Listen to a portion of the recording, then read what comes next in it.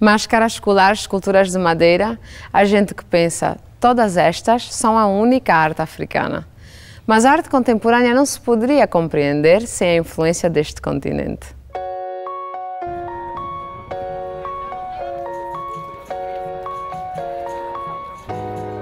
A imagem da arte africana que ainda predomina no Ocidente evoluiu muito pouco desde a época colonial.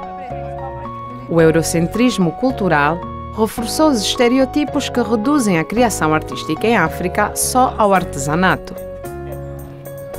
Durante 20 anos havia a necessidade de falar ao mundo, de dizer ao mundo, ou gritar para o mundo sobre a situação do próprio continente, da sua história e da sua arte. Eu penso que hoje é o contrário. Eu penso que não se pode duvidar mais que a África é uma realidade.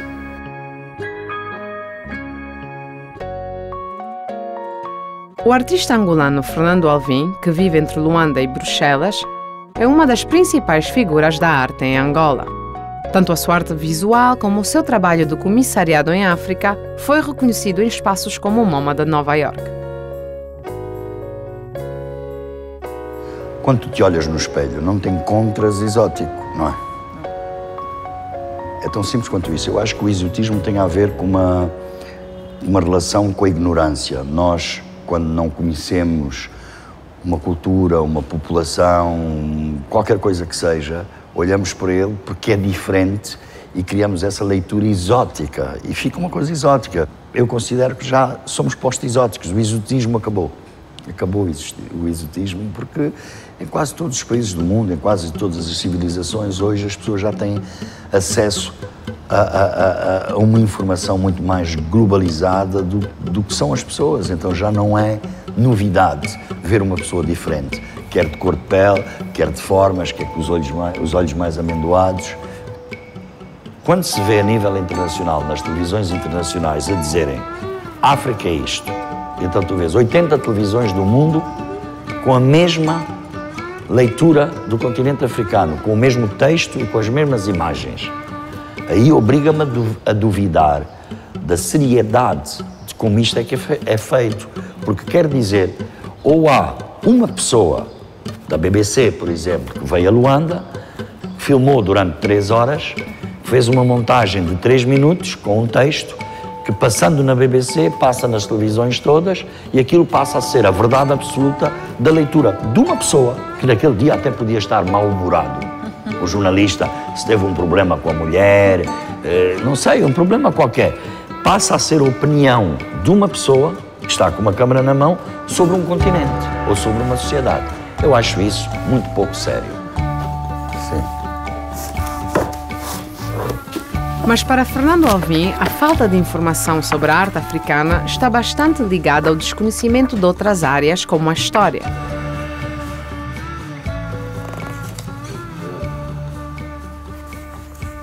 Muita gente vem a Angola para tentar saber o que é que isto é. E muito pouca gente, na imprensa mundial, nunca ouves falar da importância fundamental de Angola no fim do apartheid, para acabar com o apartheid.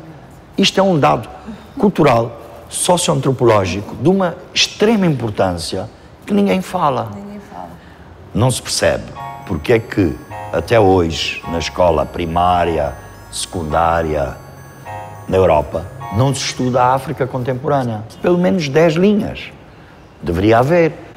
Eu estou de acordo, será porque eu sou africana, não sei, mas eu tenho esse ponto de vista também, as guerras de descolonização africanas obrigaram o europeu a pôr na sua realidade o conceito que eles criaram de legalité, égalité, fraternité, liberté, não é? Entre todos.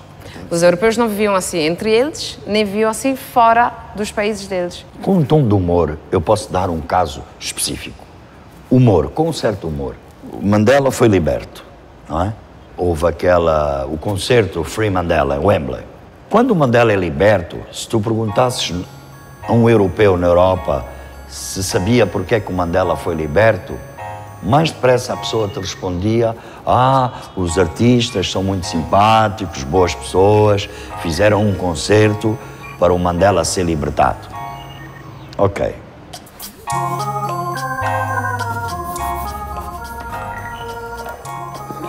Pões um bocadinho mais para a frente.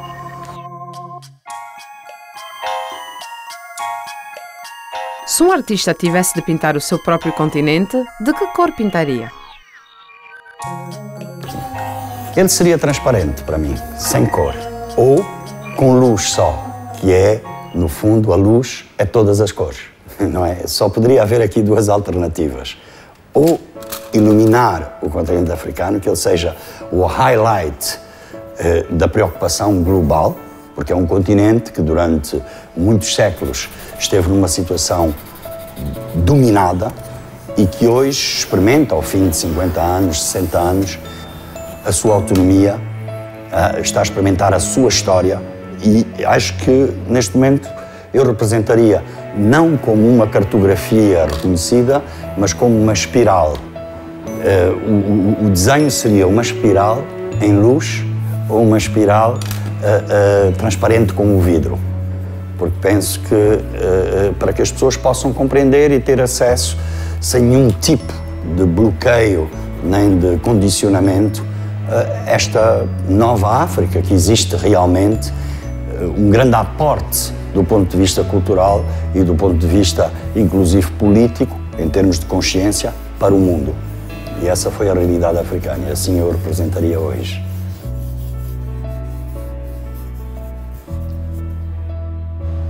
Nesta viagem eu tenho ido a mercados, tenho me encontrado com diferentes peças da arte, o que nós chamamos de arte turística, no fundo, não é? Que o turista pega, leva para a sua casa. E tenho falado com rapazes, artistas de mercados africanos que dizem: eu quero pôr as minhas peças, que também são obras, numa galeria. Mas, se calhar no Ocidente, ou mesmo dentro da África, nós não consideramos esses objetos arte. Qual é a relação que tu vês entre esse tipo de arte e a arte contemporânea, de que tu és aqui um líder?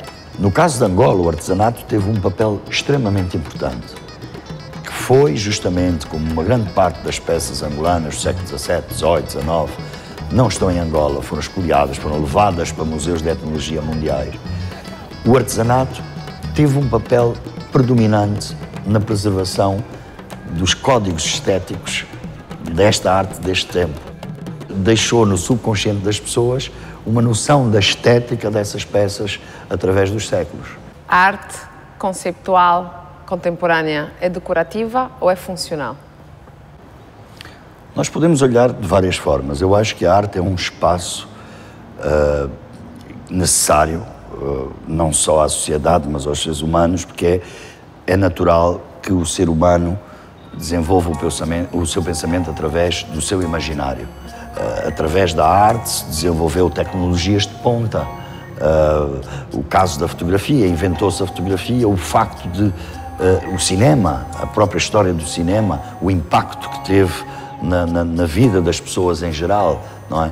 Então, não há vida sem arte, não há sociedade que se desenvolva sem ter uma leitura e sem ter a capacidade de produzir arte. Nós, a partir do momento que somos físicos, não é? Que nos fisicalizamos, se pudermos dizer assim, a gente é um espermatozoide, encontra um óvulo, ou milhares de espermatozoides, encontramos um óvulo e aparecemos.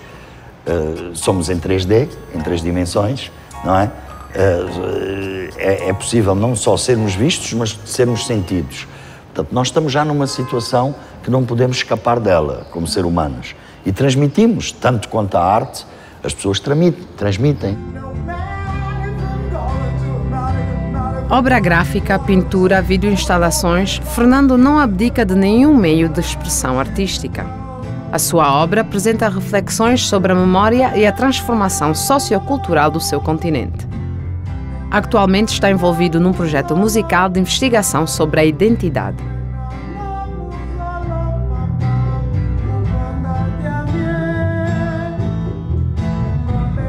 A Banda Next foi uma experimentação, ainda é. Escrevemos, no fundo, um conceito em que tentasse pôr em evidência não só o impacto do jazz e dos blues na música angolana, mas o contrário também, o impacto da música africana no mundo.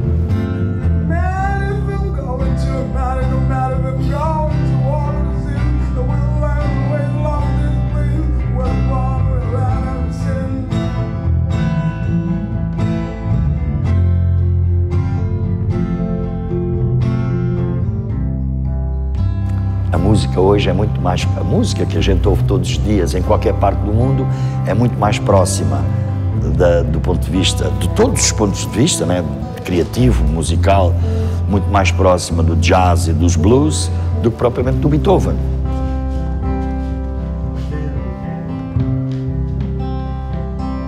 É muito similar ao que faz um cientista num laboratório. O cientista às vezes determina um caminho, eu quero encontrar este assunto para ver se resolvo aquele assunto. E é nesse caminho que ele acidentalmente, no processo de pesquisa, no processo mesmo de experimentação, ele encontra coisas muito mais fundamentais do que aquela que ele tinha objetivado. E a arte tem, eu acho, um caminho muito similar, pelo menos no meu caso. A nós também acontece-nos isso. Fazendo, por exemplo, uma série documental, às vezes são os acidentes, não é? Que são mais bonitos que as coisas que nós tínhamos idealizadas como guião antes de fazer as entrevistas. Não se pode esquecer que a nossa existência está intrinsecamente ligada à ideia do acidente. Nós nascemos de um acidente, que é o encontro de milhares de espermatozoides com um óvulo ali sentado à espera. E nós podemos saber que vamos morrer, mas ninguém sabe que vai nascer. Aí está a prova evidente do nosso acidente, não é? Nós, seres humanos em geral, tentamos dar um sentido a este acidente, portanto, um sentido à nossa própria vida.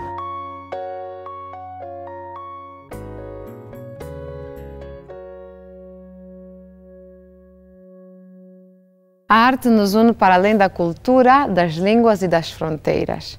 Nos identifica e ajuda-nos a compreender o contexto em que vivemos. Tal como a história pode impregnar de forma decisiva a obra de um artista, aquilo que nos define como espécie está também intimamente ligado à história genética. Só milhões de anos de evolução foram capazes de criar a máquina mais complexa que se conhece, o ser humano. É sempre interessante fazer qualquer coisa que só a natureza costuma fazer. O melhor engenheiro de materiais do mundo é a natureza. Nós nunca conseguimos fazer materiais tão inteligentes, tão hierárquicos, com tantas características combinadas de uma determinada maneira, como a natureza consegue fazer. E por isso é que tentamos utilizar, por exemplo, células para fazer os nossos materiais, porque se nós só tentarmos fazer o que faz normalmente um engenheiro ou o que faz um químico no laboratório, os materiais nunca são parecidos com o que a natureza é capaz de fazer. Se tivéssemos que decidir qual é o elemento mais básico do nosso corpo, diríamos o osso, algo que parece tão simples como a pedra. Mas é só parecença. Estamos perante uma estrutura complexa que cresce e envelhece. Um tecido extremadamente leve relativamente à sua resistência, capaz de adotar qualquer forma. Na Universidade do Minho, em Portugal, o engenheiro de materiais Rui Reis já há muito tempo se rendeu perante a evidência de que ainda temos muito que aprender com a capacidade criadora do nosso corpo. Em 1998, Rui Reis fundou o Grupo de Investigação 3B, uma equipa multidisciplinar formada por cientistas e engenheiros de mais de 20 países que se tornou num centro de referência internacional na sua área de investigação. Quais são as 3Bs? Os 3Bs são biomateriais, biodegradáveis e biomiméticos. Portanto, significa desenvolver materiais para serem utilizados no interior do corpo humano. Muitas vezes materiais que são degradáveis, portanto, significa que o corpo é capaz de os degradar, como as pessoas conhecem, tipo daquelas suturas que não temos que retirar, portanto, os pontos são absorvidos pelo corpo e desaparecem, não temos que os ir retirar. E depois, biomiméticos significa um material desenvolvido especificamente para ser, eu costumo dizer, entre aspas, inteligente, ser capaz de copiar qualquer coisa que só um sistema biológico é capaz de fazer. Dê-me um exemplo de um material que pode biomimético. Sim. Por exemplo, nós conseguimos fazer num frasquinho, num gobelet, a 37 graus, a pH 7.4, que é, portanto, nas condições fisiológicas, numa determinada superfície, crescer um fosfato de cálcio que é exatamente igual ao do osso. É parcialmente amorfo, carbonatado e cresce exatamente nas condições num frasquinho, como costuma acontecer no corpo humano.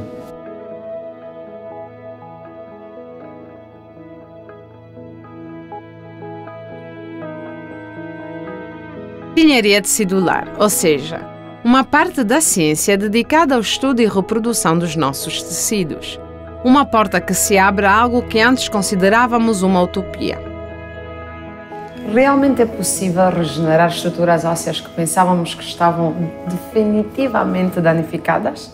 É possível, em laboratório neste momento, portanto, não é uma coisa que eu possa ir a um hospital e uma clínica e fazerem isso. Estamos a copiar aquilo que quase toda a gente conhece. Por exemplo, se eu cortar uma perna de uma salamandra ou de um desses animais mais tipo lagartos, passado algum tempo ela regenera automaticamente, porque ele tem um sistema biológico que durante a evolução não foi danificado e é capaz de regenerar. No humano isso de certa maneira foi parado, portanto nós temos que dar uma ajudinha, conseguir criar uma situação em que aquilo nunca regeneraria por ele mesmo, uma não união, numa fratura, uma situação desse tipo, conseguimos regenerar o que nós chamamos um defeito crítico, que é um defeito que nunca regeneraria. A equipa de Rui Reis está a desenvolver uma técnica revolucionária na engenharia do ser humano. Conseguiu sintetizar, partindo de substâncias naturais, um suporte com a textura de um tecido humano que é capaz de albergar um cultivo de células-mãe. Esse tecido sintetizado poderá ser implantado onde quer que o osso ou a cartilagem tenham sido danificados, permitindo assim que as células-mãe reparem a lesão. Pense que está a falar com a pessoa menos inteligente do mundo e diga-nos o que é a engenharia de tecido humano. Basicamente o que nós tentamos é fazer tecidos humanos em laboratório. Portanto, podemos querer fazer um pedaço de osso, um pedaço de cartilagem, um pedaço de pele, um tecido neuronal e para isso vamos utilizar um material de suporte. Esse suporte é uma estrutura tridimensional, porosa, onde vamos cultivar células. Vamos cultivar células tipicamente do próprio paciente, que vamos obter de um conjunto de fontes, começam a formar o tecido que nós queremos, porque nós damos-lhe um coquetel de cultura, isto é tipo uma receita culinária, temos que dominar para dizer a uma célula que é uma célula estaminal, portanto não é célula de nada, agora eu quero que tu sejas uma célula de osso, e ela tem que começar a ser uma célula de osso. E portanto começa a fazer isso na superfície desse material, nós a certa altura, passado algum tempo de cultura, pode ser alguns dias, algumas semanas, implantamos no próprio paciente que tem, imagina o defeito ósseo, e o que acontece é o material vai degradar ao longo do tempo e as células daquela própria pessoa vão fazer osso e regeneram o defeito que a pessoa tem. Pronto, isto de uma maneira muito simples é o que nós queremos fazer em engenharia de tecidos. Não é tão simples como o que eu expliquei funcionar, mas é esse o objetivo.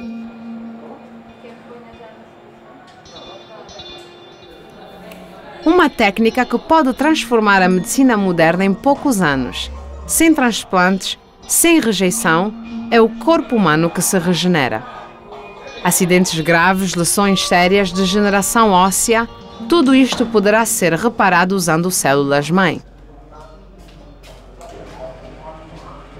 Aonde é que vão buscar as células? Vamos buscar as células, temos protocolos com os mais diversos hospitais, que as pessoas nos oferecem as células para investigação e depois numa tecnologia, quando for realmente a funcionar na clínica, vamos buscar à própria pessoa. Mas temos muitos locais onde podemos fazer isso. Nós usamos células de cordão umbilical, portanto essas teriam que ser guardadas à nascença, não é? Usamos células de fluido amniótico, a mesma coisa. Usamos células da medula óssea, usamos células de gordura, é das células que mais utilizamos. A nossa gordura está cheia de células estaminais, portanto nós podemos, por exemplo, fazer uma lipossucção, se quisermos guardar essas células e mais tarde utilizá-las. Ou então, na própria altura, temos um problema, retiramos uma pequena parte da nossa gordura e nós conseguimos, a partir da gordura, isolar uma população de células estaminais que depois conseguimos transformar em osso, em cartilagem e em pele. Compreende as resistências religiosas ou ideológicas que têm havido em contra do uso das células-mães? Existe um problema complicado nas células estaminais a nível particularmente europeu, porque mesmo nos grandes projetos europeus, como temos legislações completamente diferentes nos diversos países, não podemos trabalhar tipicamente com células embrionárias. E depois, enquanto que tudo quase na ciência é global, e nós fazemos tudo com o mundo inteiro, aqui temos uns países em que não se pode, outros que se pode, e portanto A grande discussão é sempre sobre as células embrionárias e só sobre as células embrionárias. Mas eu costumo dar um exemplo que é, a primeiro é, tipicamente não ouvem os cientistas falar de religião, portanto não dá para entender como é que os religiosos falam de ciência, uma coisa que eu nunca entendo. Eu posso ter os meus princípios, mas tipicamente não devia opinar, sendo religioso, sobre um conjunto de questões científicas. Portanto, para isso estão os cientistas, como ao contrário é certamente verdade. A outra é, por mais questões que haja sobre o que é que eu acho que é vida e se o embrião já é vida ou não é, pronto, temos uma criança de 7 anos, imaginemos essa situação, e temos um tanque com 5.000 embriões resultantes de fertilização in vitro que estão criopreservados e guardados para eventuais necessidades. E há um incêndio. Só posso salvar uma coisa, a criança de 7 anos ou os 5.000 embriões. Todos esses que dizem isso salvavam a criança de 7 anos. E, portanto, eu acho que isso demonstra perfeitamente o que é que eu estou a dizer.